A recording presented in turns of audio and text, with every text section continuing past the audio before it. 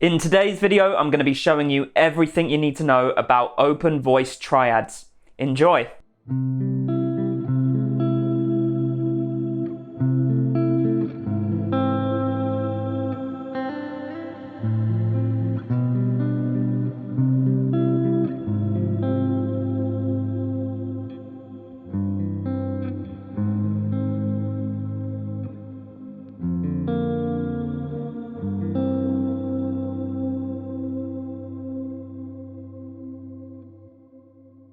How's it going? I'm Dave and my channel is all about helping you create awesome neo soul and R&B sounds on your guitar.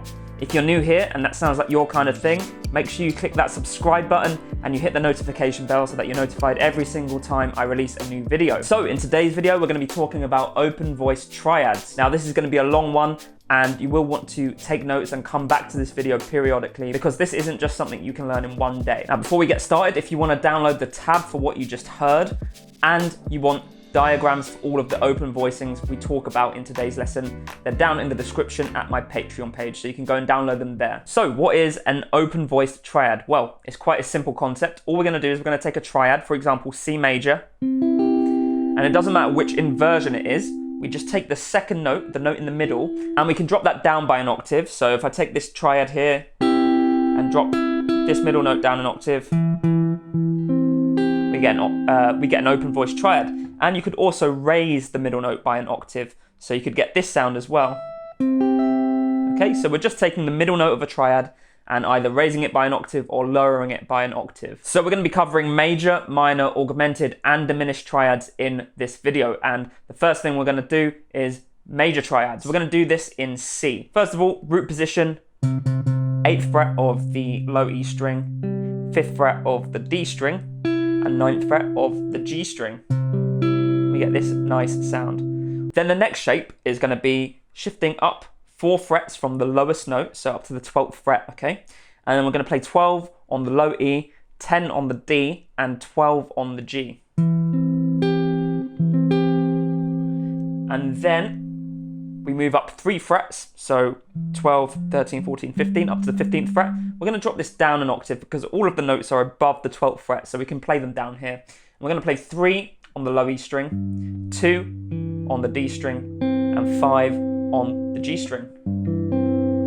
So when we're playing major triads, just remember the first triad is obviously at the root note, the second triad is 4 frets higher than that, and then the third triad is 3 frets higher than that second triad, okay? And that will help you play these triads in any key or for any chord. So now let's move to the next string set. We're going to play C major as an open voice triad. We're going to play 3 on the A string, 5 on the D string, and 5 on the B string. Then if we move up 4 frets from this 3rd fret here to the 7th fret, we now have 7 on the A string, 5 on the G string, and 8 on the B string. Awesome sound. And then if we move up 3 frets from here, we've got the 10th fret, so we're going to be playing 10 on the A string, 9 on the G string, and 13 on the B string. Now let's move to the final string set. So we're going to play 10 on the D string, that's a C, and then we're going to play 8 on the B and 12 on the high E. Alright, so now we move up 4 frets to the 14th fret here, and this particular shape has every note above the 12th fret, so let's drop it down an octave, keep it in this general area of the fretboard. So we're going to play 2 on the D string, 1 on the B string, and 3 on the high E string. And then finally for our third shape for the C major triad, we're going to play 5 on the D string, 5 on the B string, and 8 on the high E string. Alright? So those are our 9 major shapes. Now, to practice these and get them really locked into your memory, you're going to have to really drill them. And the best way to do this is to use the circle of fifths. So you start on C, drill all 9 shapes, then move to the next note in the circle of fifths, which would be G if you're going clockwise. Then you drill all 9 G major open voice triad shapes, and then D, A, E, B, F sharp, D flat, A flat, E flat, B flat, F. I think that's how it goes. I should know. So once you've done that, you might want to add these triads into a chord progression. So let's try that now. I'm going to use the chord progression C, F, and G, and I'm going to try and use voice leading here to try and keep everything in the same area of the fretboard rather than moving up and down lots of frets. Okay, so we'll start off with the C chord. We could try the root position here, 10 on the D string, 8 on the B string, and 12 on the high E string, okay? Okay, so the next chord would be F. Now there are 3 different options we've got for F, and we're going to choose the one that's closest to this C major, okay? So we've got 3 on the D, 1 on the B, and 5 on the high E. That is our root position, F. Then we're going to move up to the 7th fret of the D string, 6th fret of the B string, and 8th fret of the high E string. That's our first inversion.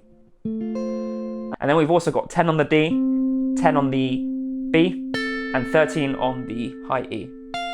And this one is the closest one to that C major, so we're going to use this one. All right, sounds nice.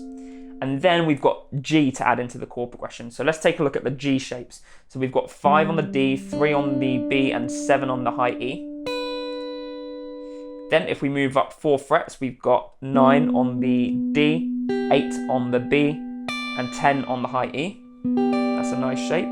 And then we've also got 12 on the D, 12 on the B, and 15 on the high E. Now, I think we've got the option of using either shape 2 or shape 3, and I'm going to use shape 2 here. So 9 on the D, 8 on the B, and 10 on the high E. So now this is what we've got so far.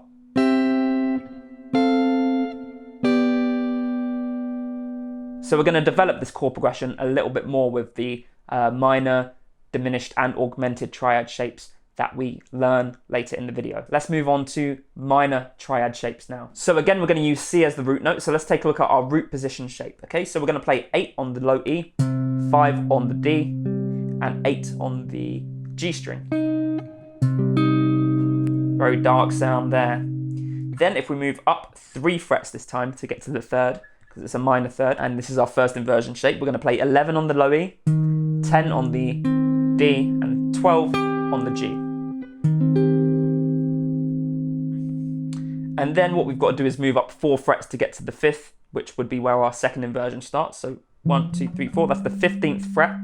And this particular shape, every note is above the 12th fret. So we're going to drop that down 12 frets or an octave. So we're going to play 3 on the low E, 1 on the D, and 5 on the G. Okay, so we've got these shapes. All right, so let's take a look at the next string set. So we're going to play 3 on the A, 5 on the D, and then 4 on the B. Awesome stuff. Then we're going to move up 3 frets to the 6th fret here and do our first inversion shape from here. So we're going to play 6 on the A string, 5 on the G string, and then 8 on the B string. And then finally, we're going to move up 4 frets up to the 10th fret, and we're going to play this for our second inversion. So we're playing 10 on the A, 8 on the G, and 13 on the B string. Now this might be a bit of a stretch, and some of the other shapes might be a stretch as well. So all you're going to do, if it is a stretch, is take this note, this middle note, and move it up 5 frets onto the string below. So we could play 10 on the A, 13 on the D, and 13 on the G. Now let's move to the next string set. We are going to play 10 on the D string, 8 on the B string, 11 on the high E string. Then we move up 3 frets to the 13th fret. Again, this is another one where all of the notes are above the 12th fret, so we're going to bring it down an octave. We're going to play 1, 1, 3. So 1 on the D, 1 on the B string, and 3 on the high E string. And then our third shape is going to be this. So we're playing 5 on the D string, 4 on the B string, and 8 on the high E string. There we go. As I said, you could play the note, if it's a bit of a stretch, that's in the middle of the triad, on the string below it, 5 frets higher, In this case, it's on the B string, so you'd only move it up 4 frets. So we could play 5 on the D string, 8 on the G string, instead of playing 4 on the B string, and then 8 on the high E string. So those are our minor open voice triad shapes. What you've got to do is really drill these as well with the circle of fifths. And this is something with the major and minor and diminished and augmented triad shapes that you're going to have to do daily for at least a week, I'd say, to really memorize them. This is not something you can just quickly learn. There's a lot of shapes here and they do disappear from your memory quite quickly if you don't keep up the momentum. So let's add a minor triad into our chord progression from before. So we had C, F and G. Just to remind you, it sounded like this. Okay, now we're going to add an A minor to the chord progression, and we're going to add that between C and F. So our chord progression is now C, A minor, F, G. So let's take a look at the options we've got for A minor. We've got this shape here where we play 7 on the D, 5 on the B, and 8 on the high E string. I'm getting my strings mixed up today. Then we move up to the 10th fret of the D, 10th fret of the B string, and 12th fret of the high E string. And then our final shape will be 2 on the D string, 1 on the B string, and 5 on the high E string, which is a bit of a stretch. I'm going to play 2, 5, 5. So of course, the one that's closest to the rest of the chords in our progression is this 10, 10, 12. And we're going to add that before the F, so C, A minor, F, G. So let's take a listen to how that sounds.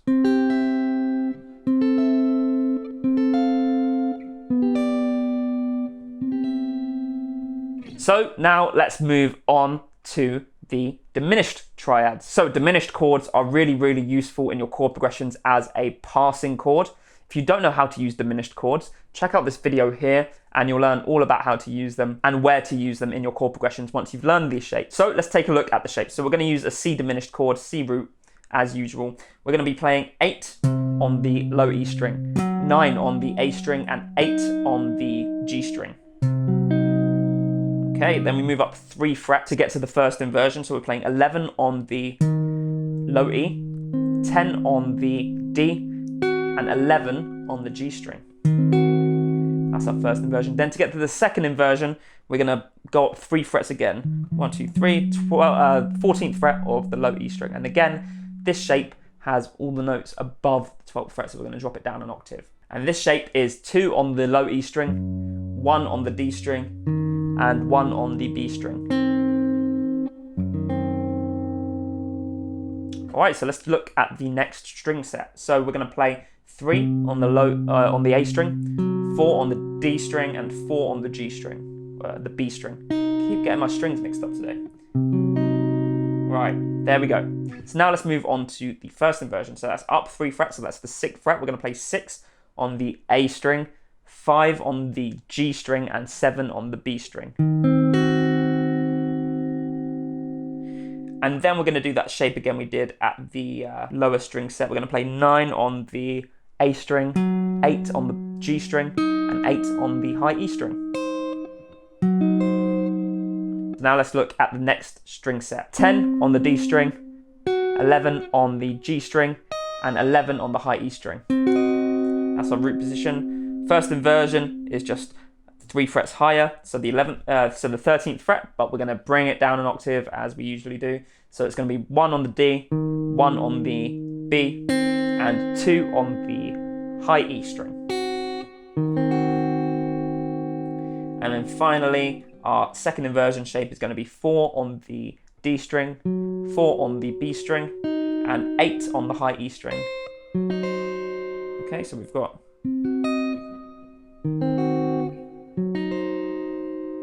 Again, you want to practice this around the circle of fifths. Do it for at least a few days to get the shapes locked into your memory, and revisit all of these every week or so that you don't forget them. Okay, so now let's add a diminished chord into our chord progression. We're going to add the diminished chord between F and G. We're going to add an F sharp diminished. Let's take a look at the options we've got for F sharp diminished. So we've got 4 on the D string, 5 on the B string, on the G string, I mean. We've got 5 on the high E string as well. we've also got 7 on the D string, 7 on the B string, and 8 on the high E string. And then we've also got 10 on the D string, 10 on the B string, and 14 on the high E string.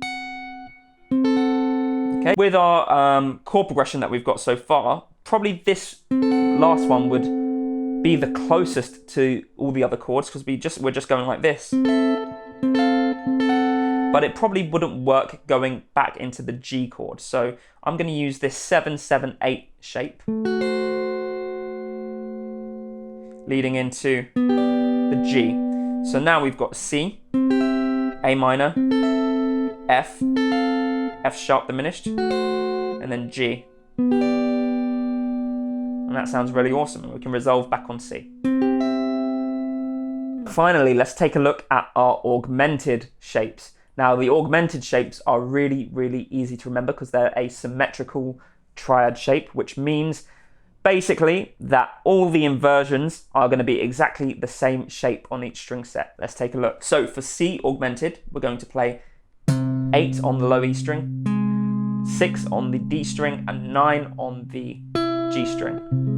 And before I forget, if you want to learn how to use augmented chords, then check out this video up here so that you know how to use them and you know how to apply these shapes that I'm showing you. So that's our first shape, 8, 6, 9. Then all we're going to do is move up 4 frets, and that's our next shape. Good, and then we move up 4 frets again, except this is all above the 12th fret, and we're going to drop it down an octave. So in this case, we're playing 4, 2, 5. So 4 on the low E, 2 on the D, and 5 on the G. Simple as that, same shape. Now let's move to the next string set. So we're going to play 3 on the A, 1 on the G, or you could play 6 on the D string, and then 5 on the B string. Okay, then you're going to move that up 4 frets, starting at the 7th fret. That's our first inversion. And then 4 frets again, you're going to go up. And we've got 11, 9, 13 there. Okay, and that's our second inversion. Simple as that, we're just moving the shapes up. Now let's take a look at the final string set. So we've got 10 on the D string, 9 on the B string, and 12 on the high E string. Okay, then you're going to want to move that up 4 frets. So 14, 13, 16. But all of those are above the 12th fret again, so we can do 2, 1, 4 instead. And then we move up 4 frets again, so we've got 6, 5, 8. And there we go. The augmented triads are really easy to remember, which is a nice relief considering all the other shapes are quite difficult to remember. Okay, but still you want to work around the circle of fifths multiple times to get these down. So now let's add this into our chord progression. This is going to be the final chord in our chord progression. We're going to play an E augmented, and we're going to add this in before the A minor. So we're going to play C, E augmented, A minor. Okay, so let's take a look at the first shape we've got. We're going to be playing either 2, 1, 4. So 2 on the D, 1 on the B, or 4 on the E, and 4 on the E. That's our root position. If we move that up 4 frets to 6, 5, 8, we've got first inversion. If we move that 4 frets up again to 10, 9, 12, we've got our second inversion. Okay. Now this second inversion shape is obviously closest to everything else in the chord progression, so we'll use that before the A minor and after the C. So we're going to play C, E augmented, A minor. Okay, then F, F sharp diminished, G, and then C. So let's take a listen to that in context.